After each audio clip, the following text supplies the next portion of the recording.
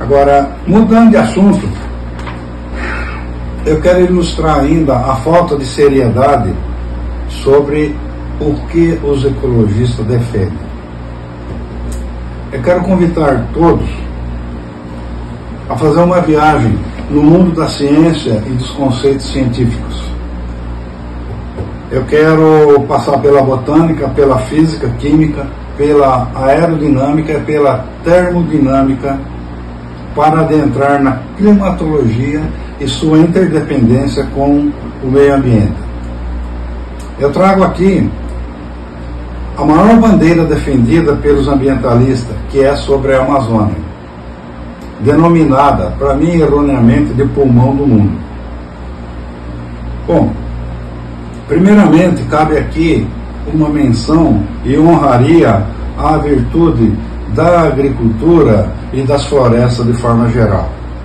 Os vegetais, através do lindo, fabuloso processo de fotossíntese, utiliza-se da luz solar, da água e, pasmem, do gás carbônico da atmosfera para produzir a sua energia. Veja bem, com esse processo, as plantas produzem a sua energia e liberam o oxigênio para a atmosfera, purificando assim a atmosfera, sequestrando o gás carbônico, liberando o oxigênio. Todavia, vale ressaltar que a fotossíntese só é realizada de dia. À noite não tem a fotossíntese, evidentemente porque não tem luz solar. Sendo mais intensa a fotossíntese no período vegetativo ou de crescimento das plantas, onde se conclui que uma planta adulta realiza pouca ou quase nenhuma fotossíntese. E só para lembrar, culturas de grande porte como milho, algodão, soja, sorgo, cana-de-açúcar, café, cacau e outros de grande porte sequestram muito mais gás carbônico da atmosfera do que uma floresta adulta. Então, é oportuno acrescentar ainda que as plantas, além de fazer a fotossíntese durante o dia na presença de luz, elas respiram normalmente, dia e noite, sem parar. E a respiração das plantas é como a respiração dos animais. Ela capta o oxigênio da atmosfera e libera gás carbônico. É o inverso da fotossíntese. Então, eu queria destacar que a ciência ainda não fez um balanço, não fez um inventário sobre o que as plantas sequestram de gás carbônico através da fotossíntese e o que elas liberam de gás carbônico durante a respiração. Ainda não se tem um estudo confiável nesse sentido, e razão pela qual a agricultura ela foi excluída do projeto de lei 15.042, que trata do mercado de carbono, que foi aprovado em dezembro agora de 2024 pelo Senado Federal. O fato é que nas florestas adultas nós temos diminuta fotossíntese e muita respiração, consequentemente muita liberação de gás carbônico. E inadvertidamente são exatamente sobre as florestas adultas, as vegetações nativas, as reservas legais, sobre elas é que se pretende vincular os contratos de compra e venda de crédito de carbono. Pura balela que não vai vingar. O máximo que se pode esperar das florestas adultas é o RED. É a redução de emissões de gás carbônico provenientes de desmatamento e degradação florestal. Um processo que entendem os especialistas, entre aspas, que pelo desmatamento, ou melhor, pelo não desmatamento, pressupõe-se manter os estoques de carbono fixados nas florestas.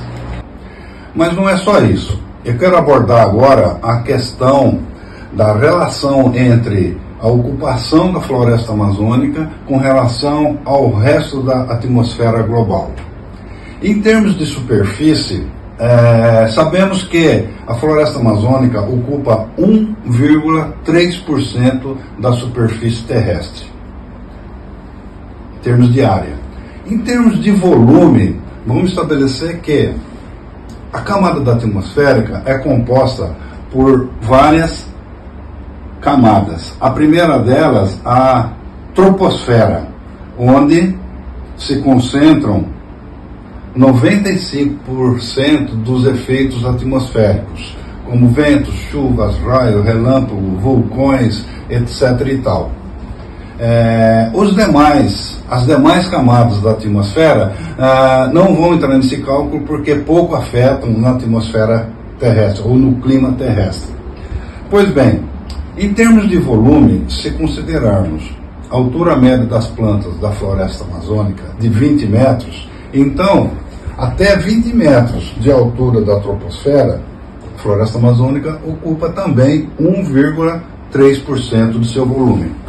Agora, por simples regra de 3, até a altura de 200 metros, a floresta amazônica vai ocupar 0,13% do volume atmosférico. Até a altura de 2.000 metros da camada da troposfera, a floresta amazônica vai ocupar, então, 0,013% do volume atmosférico.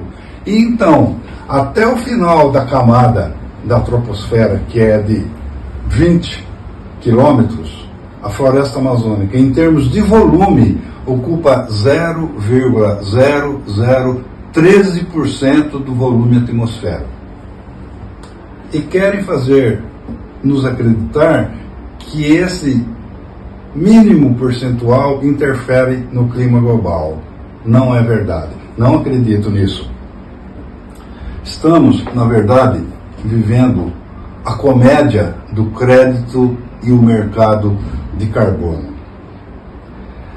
Assim como estamos vivendo as teorias do efeito estufa, do derretimento das geleiras, assim como a falsa teoria da elevação do nível do mar. Tudo isso sendo acreditado como responsabilidade do gás carbônico, que pretendemos agora então desmitificar todas essas teorias através dos fundamentos que ora apresentamos. Pois bem, vamos lá.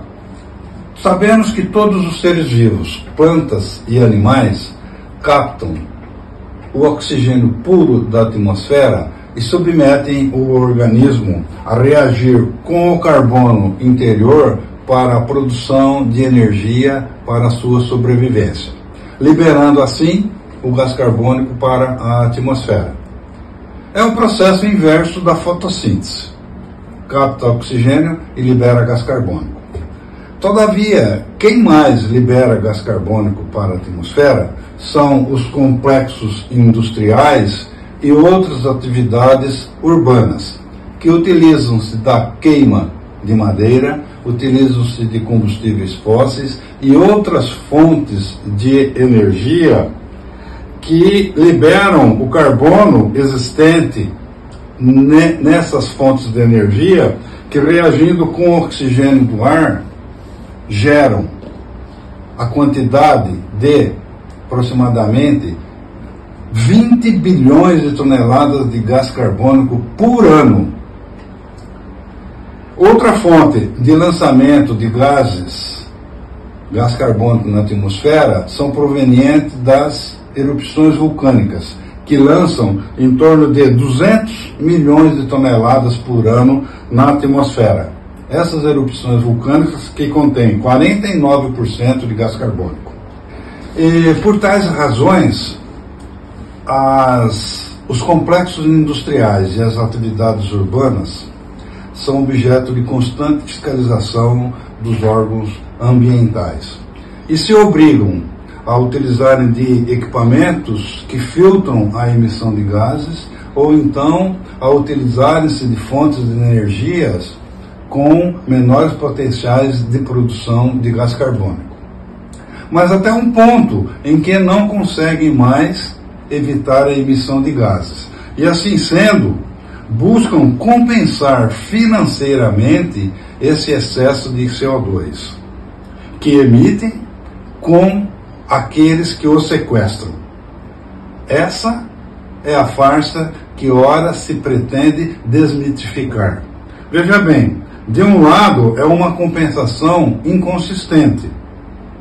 Eis que o detentor de um duvidoso, para não dizer inexistente crédito de carbono, adquirido, veja bem, pela não emissão de gases poluentes. Isso não existe. Então, esse detentor desse crédito de carbono transfere a outro o direito de emiti-los, ficando tudo no mesmo tamanho na atmosfera.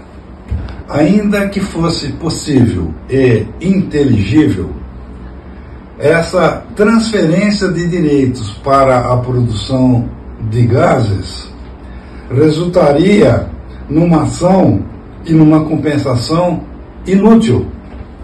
Eis que, a poucos metros de distância, esses gases são rapidamente dispersos pelos ventos. E a pouca distância são diluídos e reduzidos a valores inexpressivos ante o volumoso tamanho da atmosfera. Tais gases têm seus efeitos sentidos apenas e tão somente no microclima local, restrito às mediações, não interferindo nas ações a nível global, o que desmente a teoria do efeito estufa e a teoria do aquecimento global. Assim, entendemos que não se justifica essa eventual compensação entre emissores e sequestradores de gás carbônico. Aliás, o mercado de crédito de carbono, apesar de amplamente divulgado e com legislações já aprovadas que disciplinam a matéria, na verdade não se tem notícia, não se sabe quem de fato assinou contratos entre poluidores e sequestradores de carbono, entre agricultores e poluidores. Convém lembrar que o agroprimário foi excluído da Lei 15.042, que regulamenta o mercado legal de crédito de carbono. A agricultura foi excluída por se tratar de uma atividade de mão dupla, onde não se é possível encontrar mecanismo para elaborar um inventário confiável sobre a relação sequestro e emissão de gás carbônico.